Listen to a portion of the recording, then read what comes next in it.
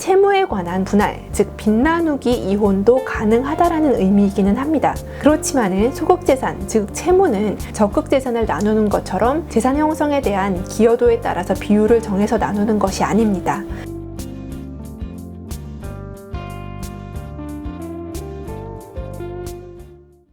이혼하는 시점에 빚만 남은 부부는 어떻게 헤어져야 할까요? 혼인기간 동안 부부 공동자산이 늘었으면 참 좋았겠지만 그것이 안 된 부부들은 남아있는 채무를 나누어야겠죠. 그에 관한 명확한 대법원 판례가 있습니다.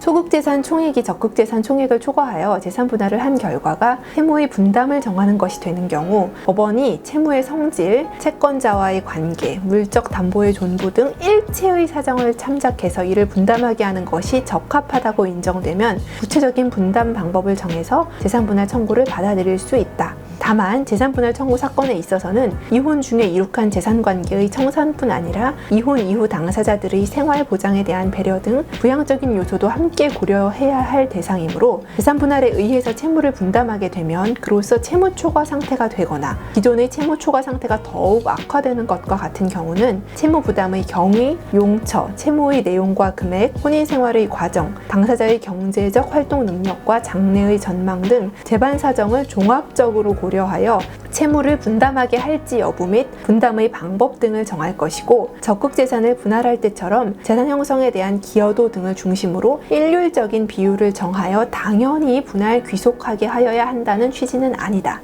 말이 참 어렵죠. 이 판례의 내용을 풀어서 설명을 드리자면 채무에 관한 분할, 즉 빚나누기 이혼도 가능하다라는 의미이기는 합니다. 그렇지만은 소극재산, 즉 채무는 적극재산을 나누는 것처럼 재산 형성에 대한 기여도에 따라서 비율을 정해서 나누는 것이 아닙니다. 채무가 왜 발생했는지, 그 돈이 어디에 쓰였는지, 혼인기간 중에 도대체 어떤 일들이 있었는지, 부부 각자의 직업과 장래의 소득 가능성은 어떤지 등등을 고려해서 채무를 어떻게 나눌지 법원이 정하겠다는 것입니다. 그러므로 현재 우리 부부가 이혼을 앞두고 있는데 빚이 많아서 고민이시라면 이 빚을 반반만 나누면 되나? 이렇게 막연하게 고민하시지 말고 이혼 전문 변호사와 함께 정확한 상담을 진행해 보시기를 권해드립니다.